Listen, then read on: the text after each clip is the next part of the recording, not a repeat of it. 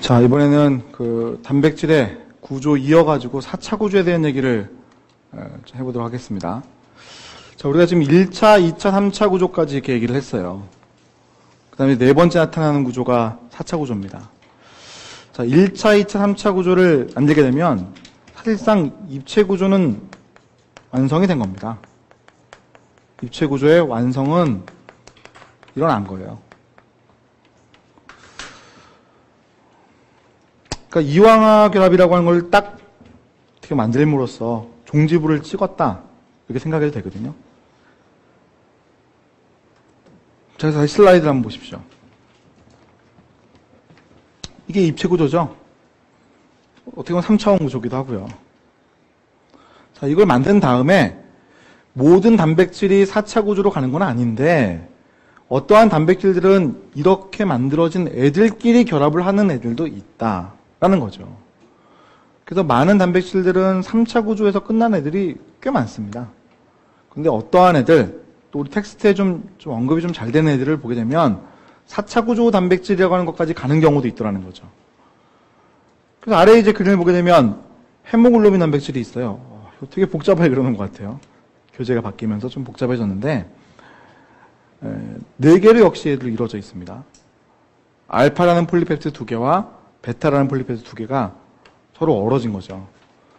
하지만 4차 구조를 만들기 전에 이미 알파라는 폴리펩티드가 3차원적 구조, 입체 구조를 만들고 있습니다. 끝! 자, 베타도 끝! 그런데 그런 애들끼리 만난 거예요. 자, 위에는 콜라겐도 마찬가지. 자, 콜라겐 보게 되면 뭐 빨간색, 파란색, 녹색으로 표현해 준 것 같은데 이 하나하나가 다 원래는 3차 구조를 만든 거죠. 입체 구조 끝. 그런 애들끼리 또다시 엉킨 거예요. 아시겠어요? 그래서 4차 구조 단백질이라고 하는 것은 3차 구조를 가진 애들끼리 결합을 할 수도 있다라는 거죠. 자, 그래서 우리 4차 구조 단백질 옆에 적어볼 때 4차 구조 단백질이라고 하는 것은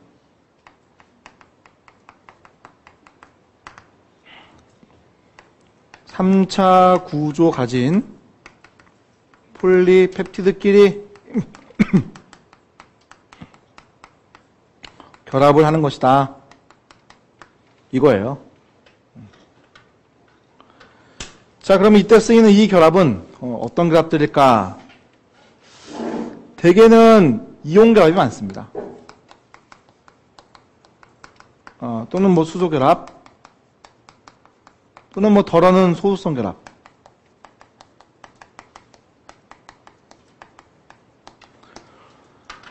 그 3차 구조를 이룬 다음에는 이러한 약한 결합들이에요. 이런 걸 통해 가지고 결합을 했다가 떨어졌다가 이런 것들이 가능한 이런 것을 우리가 4차 구조 단백질이다 이렇게 한다는 거지. 워낙 유명한 애니까 3차 구조 단백질 가지고 있는 애, 헤모글로빈.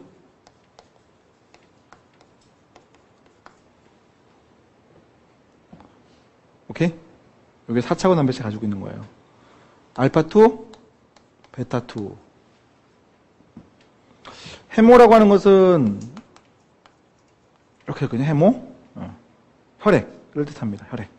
혈액에 있는 글로빈 분자. 적혈구에 있죠. 그죠? 적혈구 안에. 적혈구에서 4개의 폴리펩티드 알파2, 베타2가 결합을 한 거죠. 미오글로빈이라는 것도 있거든요.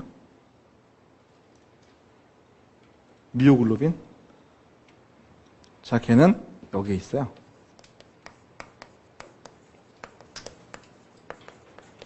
영어로 표현하면 이거 미오 이렇게 적거든요. 이건 근육이라는 뜻입니다. 근육. 그래서 혈액에도 산소를 운반하는 애가 있어요. 걔 이름 뭐예요? 적혈구인데 적혈구 안에 헤모글로빈 분자가 있죠. 그래서 헤모글로빈이라는 단백질은 혈액에서 산소를 붙이고 돌아다니는 애들이에요. 근데 우리가 운동하잖아요. 그죠? 운동하면 근육에서도 산소를 많이 필요로 하거든요. 산소를 이용해서 에너지를 만들어내는 거니까. 세포 호흡이라는 단계를 거쳐가지고요. 그때 여기에 있는 애들, 또는 심장에 있는 애들, 심장 근육, 거기에도 글로빈이라는 단백질이 박혀 있어요. 근육에. 혈액에 있는 게 아니라. 걔들은 미오글로빈이라고 부릅니다.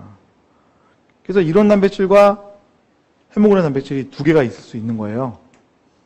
그래서 미오글로빈은 근육에 쓰는 단백질인데 3차 구조까지 하고 끝나. 글로빈이라는 단백질 3차 구조 만나면 끝나는 거예요. 헤모글로빈 단백질은 3차 구조까지 간 글로빈 단백질끼리 또 결합을 한 거지. 그죠? 그래서 4차 구조를 만들어서 쓰는 거예요. 그래서 어떠한 단백질의 경우에는 3차 구조까지 가는 애들도 있고 어떠한 단백질의 경우에는 4차 구조까지 가는 애들도 있다는 거죠. 친구가 사촌이에요. 그죠? 미오글로빈이 모여가지고 헤모글로빈이 돼. 이거 아니에요. 지금요. 그죠? 미오글로빈이란 것은 근육에서 쓰는 단백질이에요. 그걸 써요. 그거를. 근데 걔는 3차 구조야. 헤모글로빈은 혈액에서 쓰는 산소 운반하는 단백질이야. 얘는 4차 구조까지 있는 거예요. 그래서 단백질이라고 하는 것은 1차, 2차, 3차 끝 될 수도 있고 1차, 2차, 3차, 4차 끝 될 수도 있다는 거죠. 아시겠죠? 4차 구조는 3차 구조를 가지고 있는 폴리페프티드 결합한 거예요. 오케이? 자, 그래서 우리 단백질의 구조를 얘기할 때 어떤 시간적인 흐름에 따라서 자발적으로 만들어낸 거에 대한 얘기를 했어요. 그래서 1차 구조가 뭔지, 2차 구조가 뭔지, 3차 구조가 뭔지 각각의 특징을 알아야 돼요. 더러는 4차 구조 갈 수도 있다고 그랬어요. 4차 구조 단백질들 특징도 알아야 돼요. 그죠? 그럼 여러분 4차 구조 단백질에 대한 얘기를 하다 보니까 미오글로빈도 그건 산소를 운반하는 애고 헤모글로빈 산소를 운반하는 애면 왜 굳이 4차까지 가지? 그죠? 자, 그럼 우리 호흡기 가면 더 정확하게 배우는데 의문사항이 들 수도 있어요. 여기서 의문사항이 안 드시는 분은 되게 공부 잘하고 있는 거예요. 제가 하는 대로 못하니까. 근데 의문사항이 드실 수도 있어요. 그것도 뭐 공부를 못한다는 건 아니지만 호기심이 많은 분이야. 알겠죠? 자, 호기심이 많아지면 충족을 해야 되니까 말씀해서 잠깐 드리고 갈게요. 자, 4차원 단백질을 이렇게 되면 3차원 단백질은 이렇게 생긴 거 하나가 예를 들어서 산소를 이렇게 붙일 수가 있어요. 근데 얘는 이렇게 생긴 애와 이렇게 생긴 애가 있는데 4차 구조를 이루었잖아요. 그죠? 각각 다 산소를 운반하는 거예요. 그럼 뭐 떨어져 있어도 각각 하나씩 운반하는 건 똑같은데 어떤 특성이냐면 협동성이라는 게 있어요. 그래서 4차 구조 단백질을 가지고 가는 애들, 특히 이런 애들은 전부 다 협동성이라는 게 주어진 게 특징이다. 협동성이라는 거는 뭐냐면 지금 이 헤모글로빈 단백질에서 각각의 폴리펩티드라고 하는 애들이 산소를 각각 붙일 수는 있는데 하나가 산소를 붙이잖아요? 그럼 다른 하나가 구조에 영향을 받아가지고요. 얘가 산소를 붙이면서 약간 구조가 뒤틀어지니까 그 구조에 붙어있으니까 영향을 받아가지고 산소를 더 잘 붙여요. 그러니까 친화성이라는 게 더 커지죠. 그 산소를 매우 잘 붙이게 되는 성질로 바뀌게 되는 그런 모습을 나타낼 수가 있어요. 그래서 굳이 4차 구조를 가야 되는 이유가 뭐냐? 그러면 우리는 협동성 이렇게 생각하시면 되는 거죠. 항상 협동성. 거꾸로 얘기하면 산소를 다 붙이고 있다가 하나를 떨어뜨려낼 때 구조가 변하면서 다른 하나를 더 떨어뜨리기 쉬운 상태로 가는 거예요. 이것도 역시 협동성이죠. 그죠? 그래서 4차 구조 단백질이라고 하는 것들은 협동성이라는 것에 사실 특징을 부여하기 위해서 이런 형태를 만들어내는 거예요. 오케이?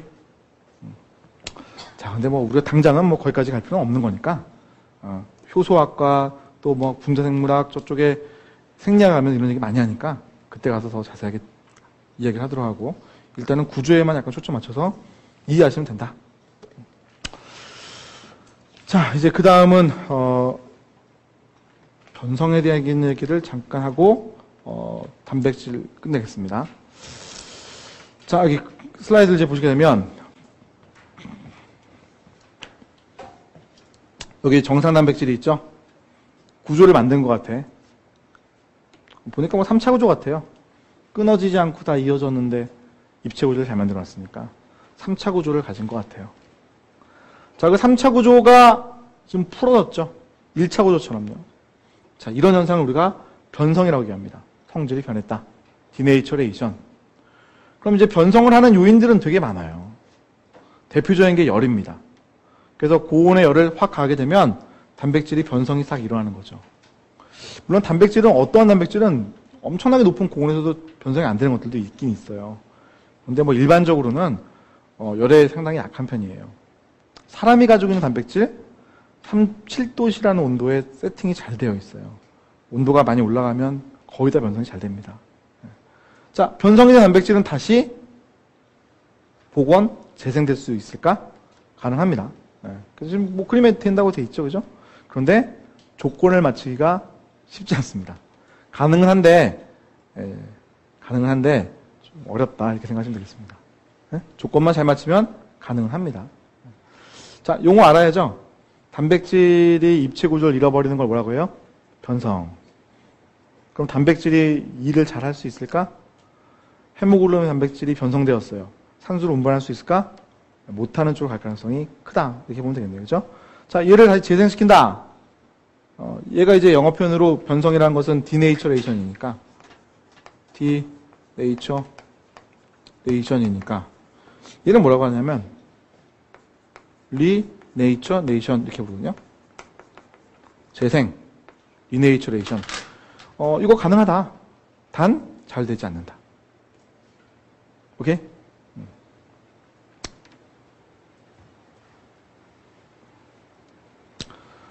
자, 이제 DNA와 RNA에 대한 얘기로 넘어갈 겁니다.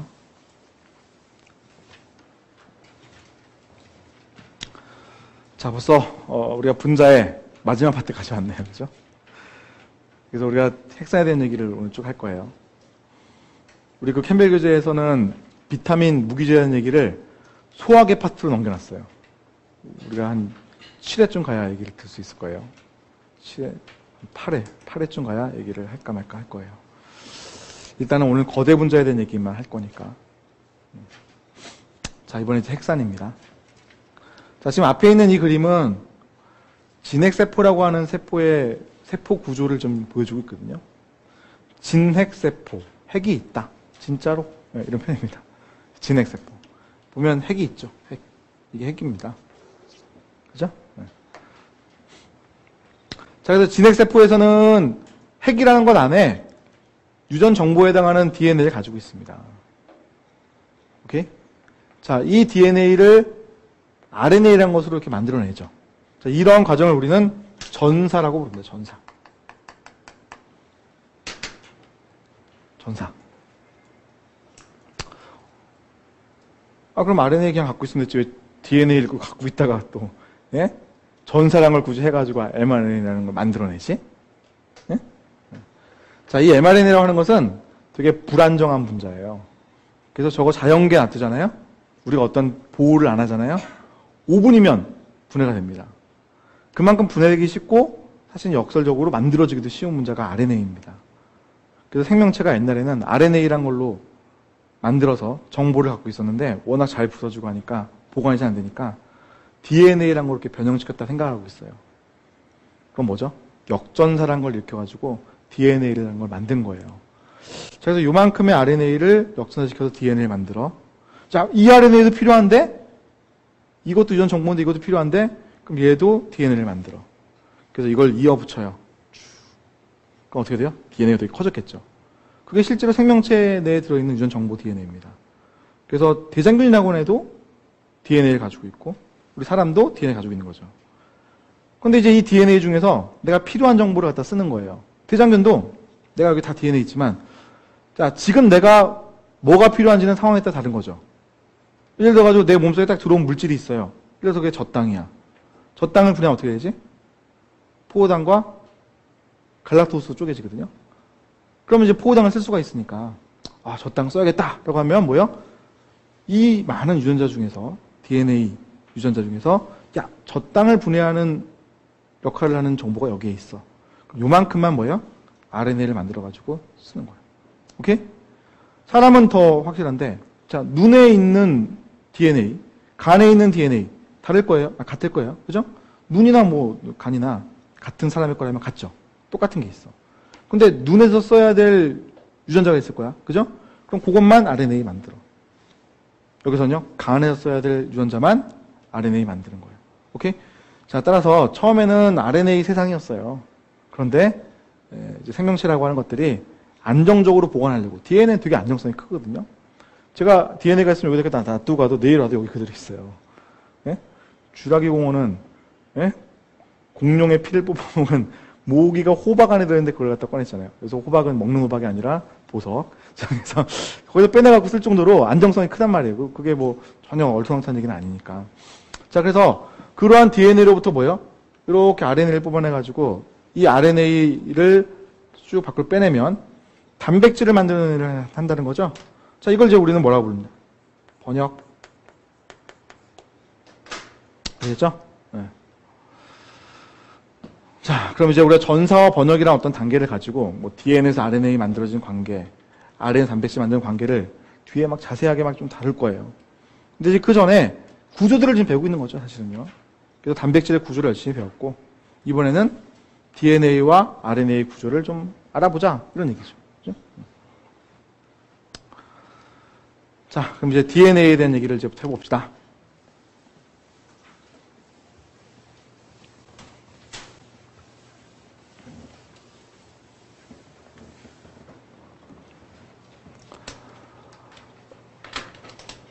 자, DNA에 대해서는 일단 우리가 구조만 알아갑시다.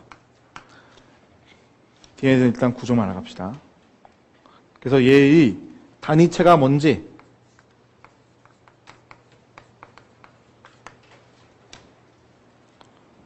그 다음에 얘 단위체가 단일 가닥을 만든 다음에 DNA는 두 가닥이니까 이중 가닥을 형성하게 되는데 이중 나선,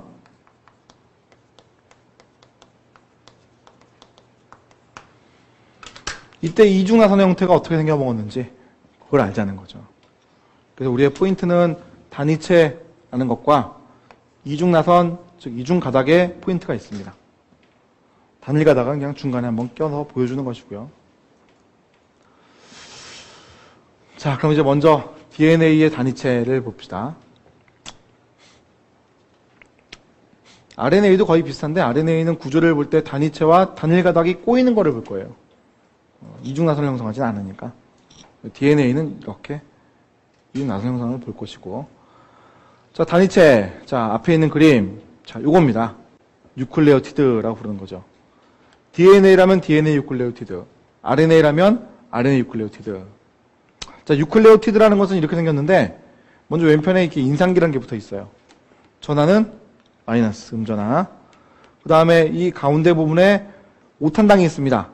탄소가 5개짜리이기 때문에 5탄당이라고 부르는 리보스 구조가 있어요. 보면은 탄소가 이쪽부터 번호를 붙입니다. 1번 탄소, 2번 탄소, 3번 탄소, 4번 탄소, 5번 탄소. 그래서 지금 프라임을 쳤어요. 1프라임의 탄소, 3프라임의 탄소, 5프라임의 탄소. 이 부분들이 중요하니까. 자, 1번 탄소에는 뭐가 붙어 있어요? 염기라는 게 붙어 있죠. 염기. 자, 그 염기를 보니까 오른쪽에 이제 그려져 있는데 몇 개 있어요? 5개. 5개 중에 하나가 여기에 붙을 수 있습니다. DNA라면 얘 시토신, 얘 티민, 얘 아데닌, 얘 구아닌 이 4개 중에 하나고요. 만약에 RNA라면 얘 시토신, 얘 우라실, 아데닌, 구아닌 4개 중에 하나입니다. 그래서 이거 티민과 우라실이라는 이 2개는 얘는 DNA에만 있고 얘는 RNA에만 있는 거죠. 그렇죠? DNA는 4개의 염기 중에 하나가 1번 탄소에 붙을 수 있다. RNA는 4개의 염기 중에 하나가 1번 탄소 지역에 붙을 수 있다. 자, 그럼 2번 탄소 지역을 한번 잠깐은 볼 텐데 여기 확대를 했습니다. 여기 옆에 보시면 5탄당이라는 구조가 나와 있을 거예요.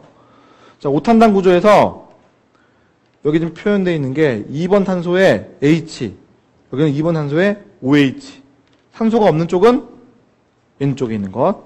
그래서 산소가 없으니까 옥시젠, 산소가 없다라는 표현으로 디옥시라는 표현을 썼습니다. 자, 디옥시라는 것은 옥시, 옥시젠, 산소가 없는 이런 표현이죠. 그래서 DNA의 D는 여기서 왔습니다. DNA는 디옥시 리보뉴클레ik 엑시드의 약어예요. RNA는 리보뉴클레ik 엑시드 약어고, 그러니까 디옥시가 붙느냐 안 붙느냐의 차이인데, 그것은 5번 탄소의 5탄당의 2번 탄소 요 지역 때문에 생겨난 일이에요. 이건 RNA죠. 오케이? 자, 그럼 DNA를 쓴다는 것은 얘를 썼겠네, 왼쪽 거. 얘가 여기 들어가 있을 거고요. 인산기는 뭐 공통적으로 들어가 있고, 염기는 4개 중에 하나를 쓰게 되는 거죠. 그죠? 자, 그럼 이걸 뉴클레오티드라고 부릅니다. 자, 가볍게 한번 표현법 볼게요.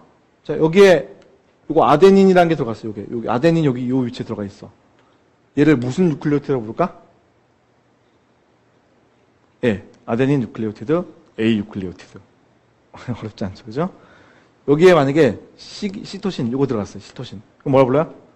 네, 시토신 뉴클레오티드, C 뉴클레오티드. 이렇게 시험 문제에 내는 겁니다.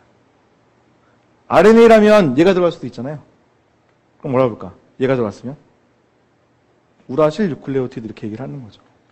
RNA 뉴클레오티드 중에 하나인 거 금방 아는 거고요. 오케이?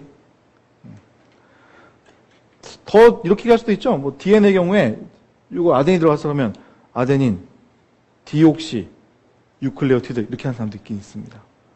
근데 요즘 뭐 그렇게 크게 그걸 맞다 틀리다 하지는 않습니다. 명명만 그렇게 하시는 걸 아십시오. 응? 자, 뉴클레오티드가 이 부분 뉴클레오티드인데 인산기를 빼잖아요? 그럼 오탄당호 염기만 남죠. 그죠? 이 부분을 우리는 뉴클레오시드라고 부릅니다. 이것도 용어입니다. 뉴클레오시드. 뉴클레오시드. 오케이? 뉴클레오시드. 뉴클레오티드와 뉴클레오시드는 다릅니다. 자, 이번에는 탈수 축합이라는 것에 대한 얘기를 한번 해볼게요. 탈수 축합. 자, 탈수 축합이로 할 때, 지금 보시면, 여기에 지금 하나의 뉴클레오티드가 있죠? 여기에도 하나의 뉴클레오티드가 있습니다. 여기에도 있고요. 여기도 있고요. 이 사이에서 뭐예요? 탈수 축합 반응이라는 게 일어난 거죠. 그죠? 탈수 축합 반응이 일어나서 서로 붙은 모습을 좀 보여주고 있어요. DNA 중합표라는 효소가 있기 때문에 뉴클레오티드 다음 거를 얘를 여기다 붙이게 되어 있습니다. 얘도 여기다. 그러면 쭉 아래로 단일가닥처럼 붙어나가는 거죠. 그죠? 자, 그런데 DNA는 이중 나선, 두 가닥을 이루는 거니까 저 형태로 있지 않고 이렇게 됩니다.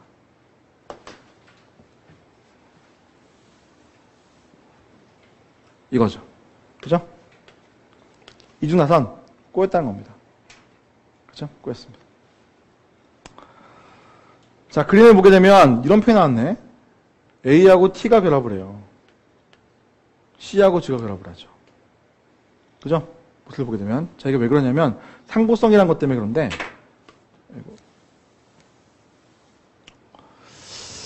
자, 여기 보시면 이게 T라는 게 있는데 얘는 반드시 얘하고만 결합을 해요.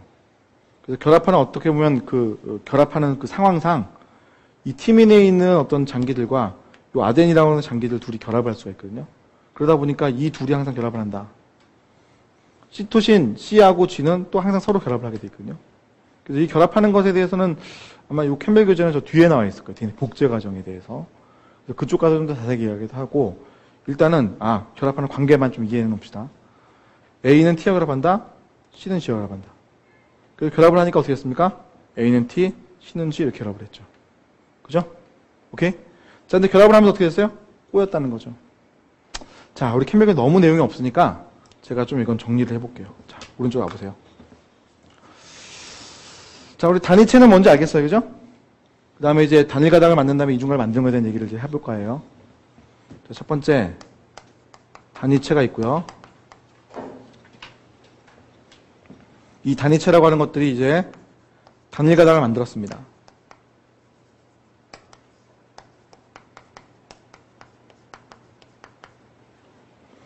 자, 어떻게 결합하는 거냐면 단일 가닥은 인산, 오탄당, 염기라는 게 있다고 했을 때 A. 그 다음 뉴클레오티드가 아래로 이렇게 결합을 하는 거예요. 그래서 T. 그죠? 이렇게 결합하는 것을 우리가 단일 가닥이라고 얘기를 하는 겁니다. 그죠? 단일 가닥을 만들고 있잖아요. 그 다음 것도 해볼까요? 이런 식으로요. 자, 그럼 이제 한번 형태를 잘 볼 필요가 있는데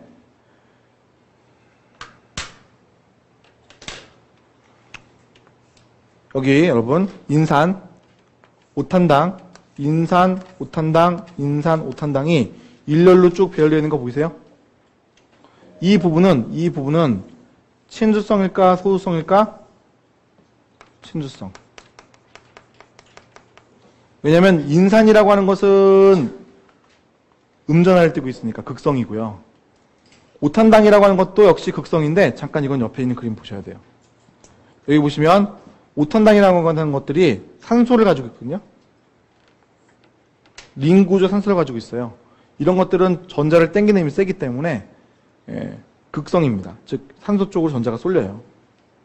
오케이? 자, 위에 있는 그림 보세요. 염기라고 하는 것들 보게 되면 이게 탄소하고 질소로 이루어져 있는 것들로 이렇게 링 구조되어 있는 것들 보이세요? 그죠? 여기에서는 탄소와 질소만 있으면 전자를 당기는 힘이 좀 그래도 어느 정도 유사합니다. 그래서 이 부분은 극성이 되지 못합니다. 주변에 이가 산소가 있다 하더라도 이거는 극성의 성질을 그다지 많이 발휘하지 못해요. 그러다 보니까 위에 있는 것들은 질소 염기라고 이제 부르는 애들은, 염기들은 전부 다 소수성입니다. 그럼 다시 한번 여기 와보시면, 자, 여기 지금, 단일가닥을 이루었다고 그러는데, 단일가닥을 이룰 때, 인산과 오탄당이 나오는 쪽은 친수성, 물과 친한 지역, 극성인 지역이고, 이쪽 반대편에는 이 지역 있죠? 이 지역 애들은 뭐다? 소수성입니다.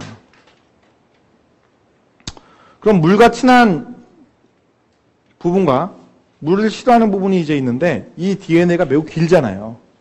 그죠? 매우 길죠? 그럼 매우 길다 보면 이 소수성인 부분, 물을 싫어하는 부분을 중심으로 이렇게 막 엉키려고 하지 않을까요? 꼬이려고 하지 않을까요? 그러면 DNA는 이런 정보를 가지고 있는 되게 중요한 물질인데 엉켜있고 풀 수 없는 상황이라면 안 좋잖아요. 그래서 생명체는 당연히 얘를 쭉 펴진 형태로 만들어놨는데 그게 바로 이중나선을 만드는 거예요. 야, 이 형태는 내가 안 되겠다. 두 가닥을 만든 거죠. 자, 그림 볼게요. 자, 여기 파란색 부분은 친수성이라고 그랬어요. 그죠?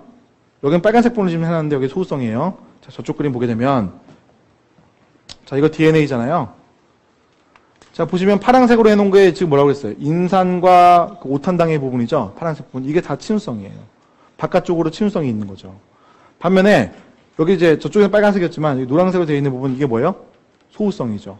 그래서 이 원통 형태로 만들게 되면 가운데 부분에 뭐가 들어가 있어요? 소수성분이 들어가 있고 바깥쪽에 친수성이 들어가 있어요. 오케이? 그럼 물속에서 이거 잘 놓여 있을 수 있죠? 엉킵니까? 안 엉키지. 이건 쭉 펴져 있는 형태잖아요. 그렇지 않습니까? DNA는 무슨 전화 띄고 있을까? 음전화. 왜냐면 파란색 부분도 인산기 있다고 그랬는데 인산기 바깥쪽에 있으니까 음전화예요.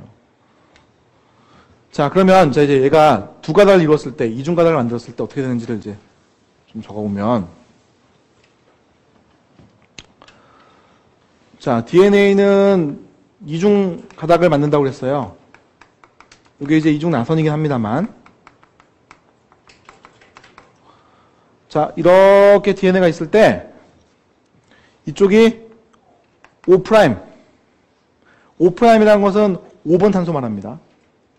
여기 제일 끝에 뭐 있죠? 인산기가 있습니다. 그죠? 인산기. 반대편 끝에는 뭐가 있냐면 3'을 표현합니다. 여기에는 OH가 있어요. 자, 다시 그림. 자, 여기 보십시오. 자, 요거 파란색 부분 칠해져 있는 부분이죠?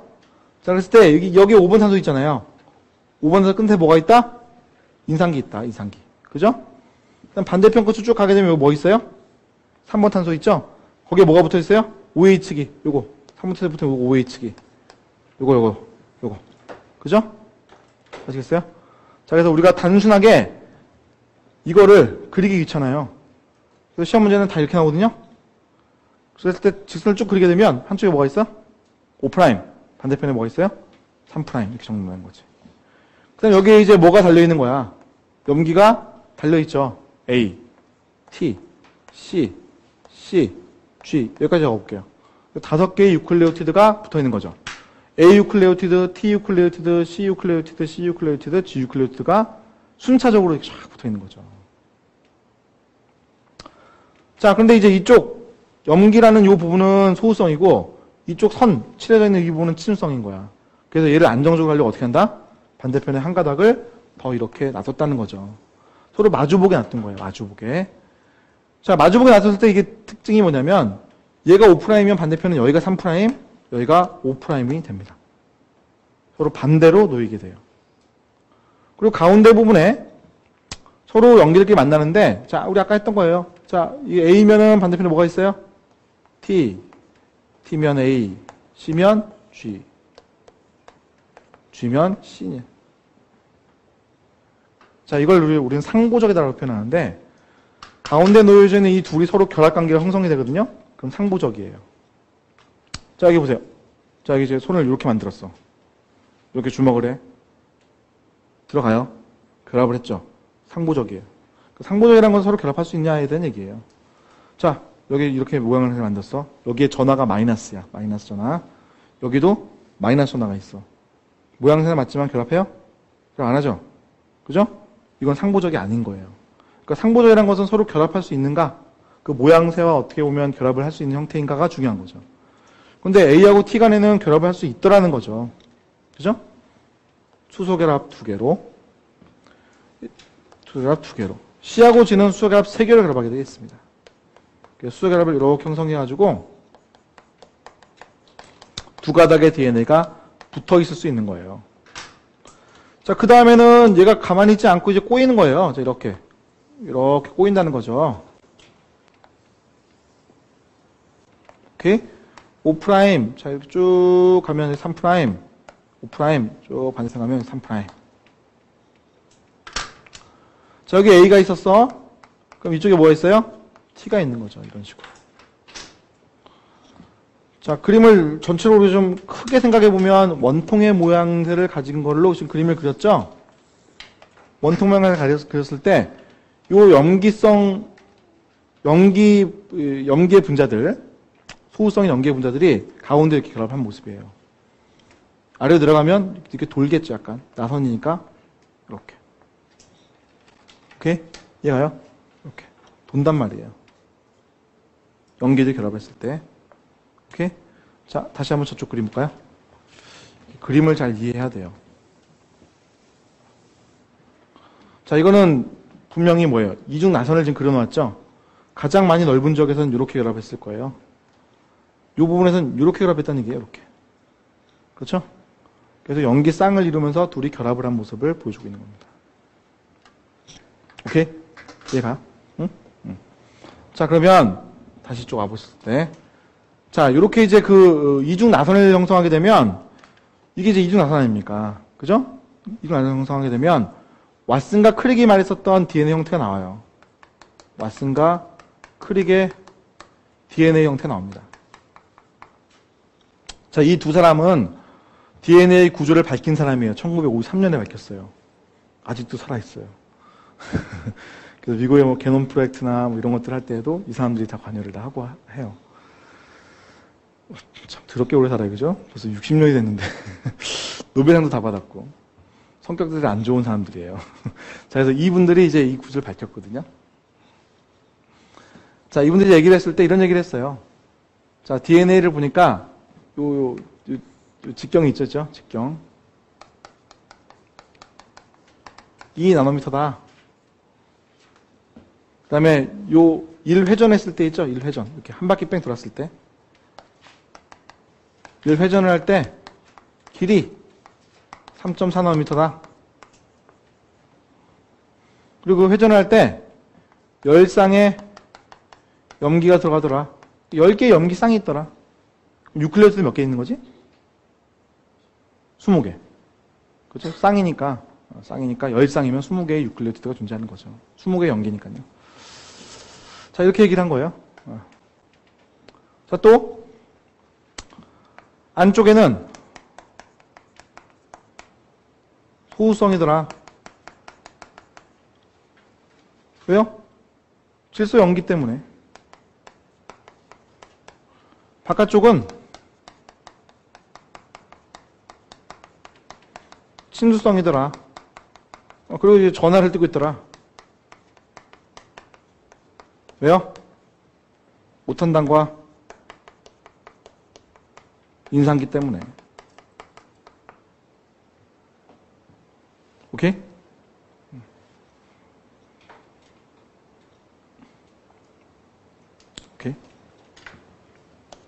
자, 그 다음에 염기는 상부적계라고 하더라.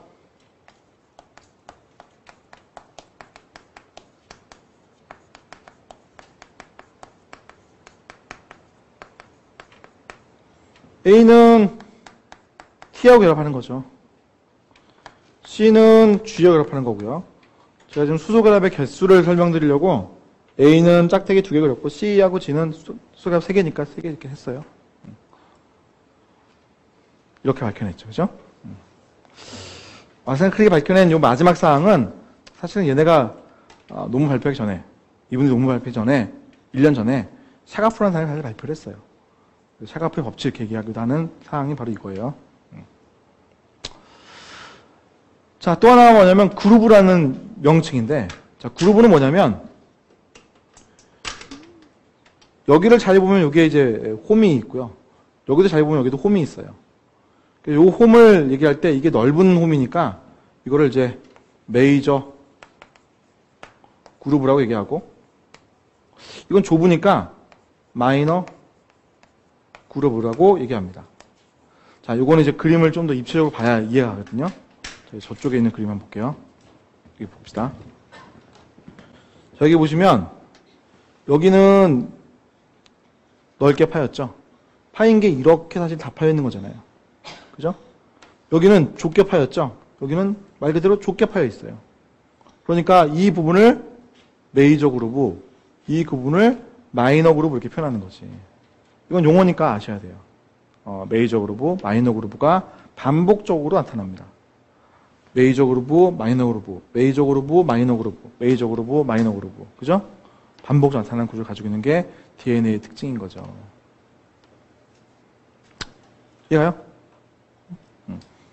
자, DNA는 이렇게 생긴 것이다. 라는 겁니다. 자, 그럼 이제 DNA 구조는 꼭 알아둬야 되는 거고, RNA를 한번 이제 얘기를 해보면, 자, RNA는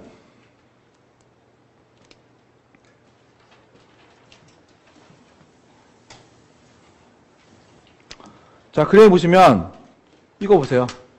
요거 단일 가닥이에요. DNA처럼 이중 나선이 아닙니다. 그렇죠? 자, DNA는 왜 이중 나선 두 가닥이 되어야만 했죠? 안정적으로 만들려고 했던 거잖아요. 그죠?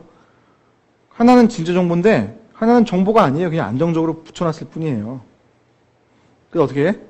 자, RNA를 만들 때, 진짜 정보를 만들 때에는 그냥 대충 붙여놓은 하나 더 붙여놓은 거는 중요한 게 아니라 이 진짜 정보 있죠? 그것만을 RNA라는 걸로 만들어내는 일을 합니다. 그게 바로 전사의 과정이죠. 오케이?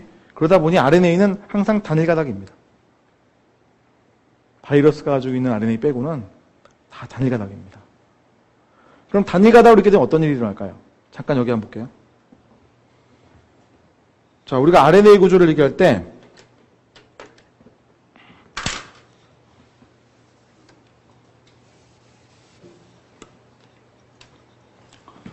RNA에 대한 얘기를 하면 RNA는 구조와 단위체 단일 가닥을 보는 건데 단일 가닥이 두 가닥이 되는 게 아니에요. RNA는 단일 가닥 자체가 있어요. 그럼 DNA는 어떻게 된다고 그랬지? 단일 가닥으로 있을 때 꼬여지는 것을 막으려고 두 가닥을 했다고 그랬는데 RNA는 단일 가닥이니까 당연히 꼬이죠. 그래서 얘는 꼬임이 일어나는 것이고 그 꼬임이 일어날 때 두 번째, 세 번째 나타나는 구조가 있기 때문에 우리가 2차와 3차 구조를 가진다. 그래서 어떠한 입체 구조를 완성한다. 3차 구조에서 이렇게 얘기를 한다는 거지. 전혀 다르죠. 그렇죠? 자, 그럼 이제 그 꼬이는 것의 모습을 한번 볼까 합니다. 자, 꼬이는 것의 모습. 자, 교재에 있는 그림, 이 그림이죠. 자, 앞에 있는 이 그림은 tRNA라고 하는 RNA를 보여주고 있어요. 자, 이 RNA 한번 잘 따라가 볼까요? 단일 가닥이에요. 여기서부터 볼게요. 이거, 그죠? 안 끊어져요. 그죠? 이렇게 복잡해. 안 끊어지죠. 그죠? 안 끊어집니다. 그래서 한 가닥입니다. 한 가닥. 한 가닥. 자, 한 가닥이 꼬이는 거죠. 어떻게? 소수성인 염기들이 가운데로 모이는 거예요. 규칙은 같아요. 자, G라면 C. C라면 G. 자, 대신 RNA는 T가 없고 U가 있으니까 U가 A하고 만나요. 형태상. 그래서 A하고 U가 만납니다. 그러면 이거 이중나선인데? 이중나선 아니에요. 단일 가닥이 꼬인 거죠. 단일 가닥이 접힌 거 아닙니까? 이중나선이라고 얘기하지 않습니다. 물론 이 부분에서는 두 가닥이 평행하게 있는 것처럼 보이지만 사실은 한 가닥짜리에서 접혀 있는 거죠. 그렇지 않아요? 그렇죠? 이건 단일 가닥이 꼬인 거지 이거 이중나선 얘기하는 게 아닙니다. 자, 이런 부분들 한번 보세요. 여기 한번 보세요. 여기 이중나선을 형성하고 있습니까? 여기에 상보절 만나는 게 있습니까? 그림에? 없죠? 그래서 이건 부분적으로 꼬이는 거예요. 여기도 보세요. 만나는 거 없잖아요. 그죠? 자, 한번 그려볼게요. O'부터 이렇게 쭉 가. 여기에 A, C, U가 있었어요. 근데 그 다음엔 U 나가. 계속 U야. 계속 U야. 계속 U야. 만날 수 있습니까? 만날 수 없죠. 근데 여기쯤 왔을 때 갑자기 A, G, U가 나왔어. 상보적으로 만날 수 있죠. 그죠? 그것처럼 RNA라고 하는 것은 염기 서열에 따라 어떻게 꼬일지가 달라지는 겁니다. DNA는 염기 서열이 중요한 게 아니에요. 여기에 A가 있어 반대편에 그럼 T가 있을 거야. C가 있으면 G가 있을 거야. 무조건 이중나선이거든. 그런데 RNA는 어떠한 서열이냐에 따라서 꼬이는 방식이 다 다를 수가 있다는 거죠. 아시겠어요? 그래서 염기 서열에 따라 구조가 달라지는 게 RNA 특징입니다. 오케이? 그럼 잡아요? 자, 그러면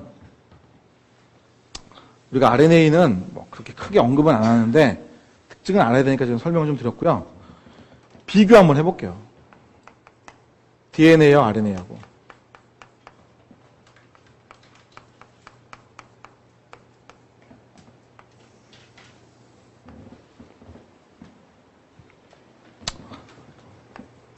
자, 단위체.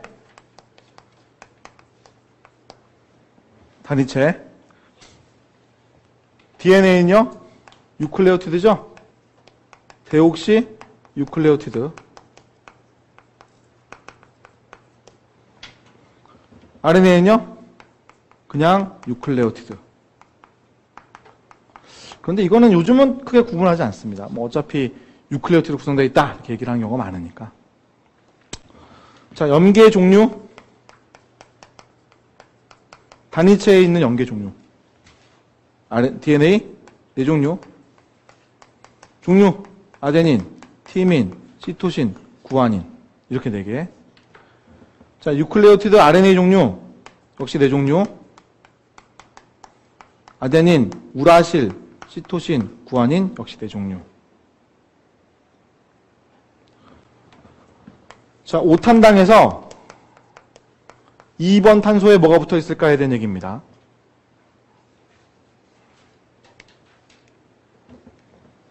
이 그림을 뭐 눈여겨보시면 돼요. 자, DNA에는 산소가 없습니다. 디옥시니까. RNA의 경우에는 있습니다. OH. 그렇죠? 자, DNA의 경우에는 이중 나선을 가지게 됩니다. 두 가닥. 얘는요, 단일 가닥. 자, 이 단일 가닥이 어떻게 되는 거예요? 염기 서열, 염기 어떤 순서, 서열에 따라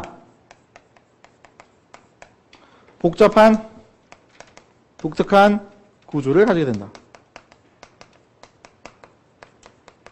그죠? 2차, 3차 구조 나타나는 모습을 보이는 게 RNA죠. 오케이?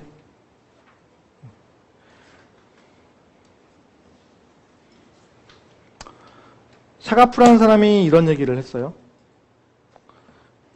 A라는 것의 숫자하고 T라는 것의 숫자는 DNA에는 같을 거야. 왜냐, 서로 상보적이거든. 자, C라는 것과 G라는 것은 DNA 숫자가 같을 거야. 그럼 이 둘을 더하게 되면 1이라는 걸 만족을 했거든요. 그죠? DNA는 이거 만족합니다. 이중가닥인데 샤가프의 법칙 만족하죠. A하고 G는 모양새가 비슷하기 때문에 우리가 퓨린이라고도 불렀어요. 여기 보시면 퓨린, 위에 보시면 피리미딘이라는 표현이 나옵니다. 그래서 이걸 식으로 이렇게 쭉 빼면, 피리미딘과 퓨린의 숫자는 같다. 이렇게 얘기를 하는 거죠. 그걸 만족을 하는데, RNA는 단일가닥이잖아요. 다 상보적으로 만나는 건 아니잖아요. 이렇게 만날 수도 있는 거니까. 그렇죠? 자, 따라서 얘는 뭐예요? A 플러스 G, T 플러스 C는 1. 만족하지 않습니다. 즉, 샤가프의 법칙이라는 것을 만족하지 않습니다. 샤가프의 법칙을 만족하지 않는 거죠. 샤가프 법칙이라는 것은 두 가닥이 서로 마주보고 있을 때, 전체로 상보적으로 만났을 때, 그때에서야 만족하는 식이니까요. 아시겠어요? DNA와의 차이점. 뭐 우리 시험 문제들이야 거의 DNA에 대해서만 거의 출제를 합니다만, 비교해서 알면 더 좋으니까 그 특징들을 좀 이렇게 비교해서 여러분 잘 아셔야 돼요. 자, 그럼 오늘은 여기까지 해서 우리가 거대 분자라는 걸 봤습니다. 그래서 거대 분자를 볼 때 핵산, 뭐 DNA, RNA, 그다음에 단백질, 탄수화물, 지방 이렇게 우리가 봤는데, 얘들의 각각의 그 구조물들의 어떤 이름들, 특징들을 잘 아셔야 되고, 특히 출제 나올 때는 어떤 포인트가 나오는지를 일단은 머릿속에 잘 넣어놓으십시오. 아시겠죠? 그런 포인트를 중심으로 교재 읽고 복습하시고. 아시겠죠? 당장에 문제 푸는 게 어려우시면 처음에는 좀 보는 게 좀 괜찮은데, 다음 주부터는 문제 같이 풀어가시는 게 좋아요.